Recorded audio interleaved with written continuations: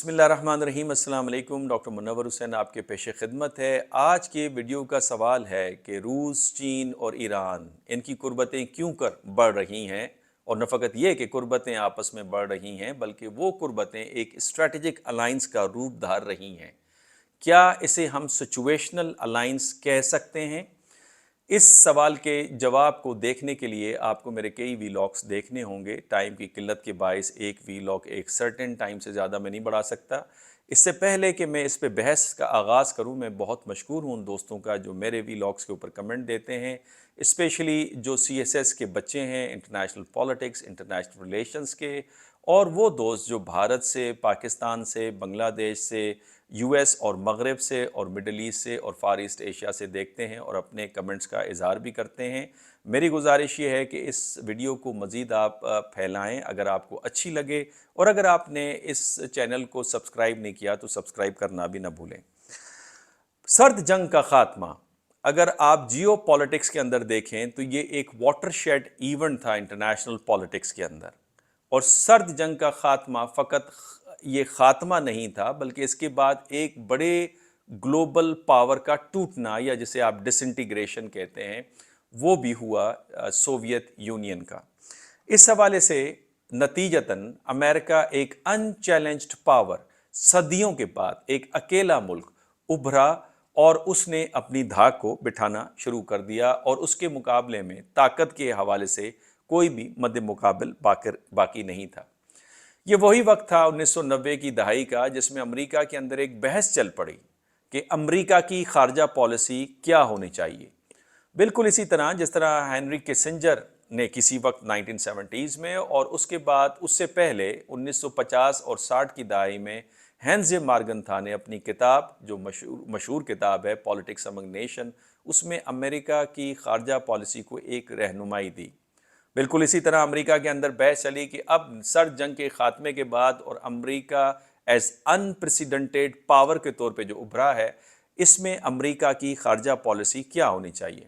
इस हवाले से मुख्तलिफ स्कॉलर्स ने अपनी रिसर्च को पेश करना शुरू किया, जिसमें सबसे पहले फ्रांसिस फुकुयामा की एंड ऑफ हिस्ट्री हमने उसका मुशाहिदा किया, और उसके मुकाबले में या उसके बरखिलाफ फिर हमने देखा clash of civilization, Samuel P Huntington, classical balance of power जो हेनरी किसिंजर ने दिया, प्राइमेसी ऑफ इकनॉमिक्स और इन्वायरमेंट के ऊपर मुख्तलिफ रिसर्च आना शुरू हुई। ये वही ज़माना था, सिर्फ ये कि ओवरऑल अमेरिका की खारजा पॉलिसी को गाइडलाइन नहीं दी गई फ़कत, बल्कि इसके साथ साथ हम मुख्तलिफ स्ट्रेटजीज़ भी देखते हैं जिसमें अमेरिका यूनिलेटरल एक्शन ले, मल्टीलेटरल एक्शन ले, या कहीं यूनिलेटरल और कहीं मल्टीलेटरल एक्शन ले। क्या करना चाहिए, जिसमें हम रियलिज़म प्लस और खलील ज़ात की भी मुख्तलिफ अजम्पशंस देखते हैं। लेकिन अमेरिका की जो बढ़ती हुई ताकत थी, और स्पेशली सिक्योरिटी की बुनियाद के ऊपर, सिक्योरिटी खदशात की बेस के ऊपर जो उसकी मुदाखलतें थीं, फ़ौजी मुदाखलत बिलखुसूस अफ़गानिस्तान, इराक, शाम और लिबिया में, उसने इन तीनों ममालिक यानी रूस, चीन और ईरान को मौका दिया कि वो इस पोस्ट कोल्ड वार जो ऑर्डर है और अमेरिका की बढ़ती हुई ताकत जो है, इसके ख़िलाफ़ वोकल हो जाएं। अगर आप ईरान को इस दौर में देखें तो ईरान वो मुल्क था जो 1979 से पहले अमेरिका का इत्तहादी था, लेकिन 1979 फरवरी के इनकलाब के बाद ईरान अमेरिका के असर व रसूख से निकल गया बाहर, और ख़ुद इन्हिसारी की पॉलिसी को लेते हुए ईरान ने अपने ख़ित्ते के अंदर अपने असर व रसूख को कायम करने की काविशें शुरू कर दी। इसी दौरान अगर आप चीन को देखें तो 1990 में चीन ने अपने माशी रिफॉर्म्स को लाकर और प्रेसिडेंट क्लिंटन की पॉलिसी ऑफ ग्लोबलाइजेशन से फ़ायदा उठाते हुए अपनी माशी ताकत को बढ़ाना शुरू कर दिया, जबकि रूस जो अपनी माशी कमज़ोरी के बायस न फ़कत रिफॉर्म लाता रहा बल्कि अमेरिका से एक तरफ माशी एड भी लेता रहा, और दूसरी तरफ अमेरिका से और यूरोप से सफारती ताल्लुकात के साथ साथ माशी ताल्लुकात को कायम करने की भी कोशिश करता रहा, ताकि उसकी माशी ताकत एक दफ़ा फिर बन पाए। लेकिन इस दौरान जो तीनों ममालिक अपनी पॉलिसी और अपनी ताकत को अकोमुलेट कर रहे थे, अमेरिका क्या कर रहा था? अमेरिका इसी दौरान एज एन अनप्रेसिडेंटेड पावर के तौर पे एक्सेप्शनलिज्म के नशे के अंदर, और फिर अपने आप को रोमन एम्पायर से ज़्यादा एम्पायर और ताकतवर समझने के जोम के अंदर, उसने फ़ौजी मुदाखलतें शुरू कर दी। افغانستان اور اس کے بعد عراق، پھر لیبیا اور پھر سیریا میں،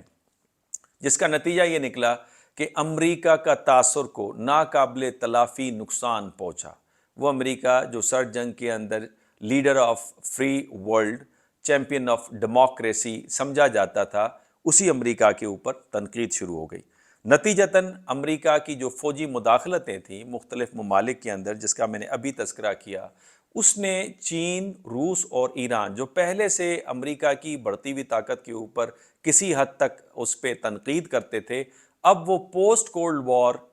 آرڈر کے اوپر زیادہ ووکل نظر آئے۔ اور آج ہم اس امر کا مشاہدہ کر رہے ہیں کہ یہ تینوں ممالک، جس میں روس، چین اور ایران نہ فقط قریب آ رہے ہیں بلکہ اس کے ساتھ ساتھ ہم دیکھ رہے ہیں کہ ان کی قربتیں ایک اسٹریٹجک الائنس کا روپ دھار رہی ہیں۔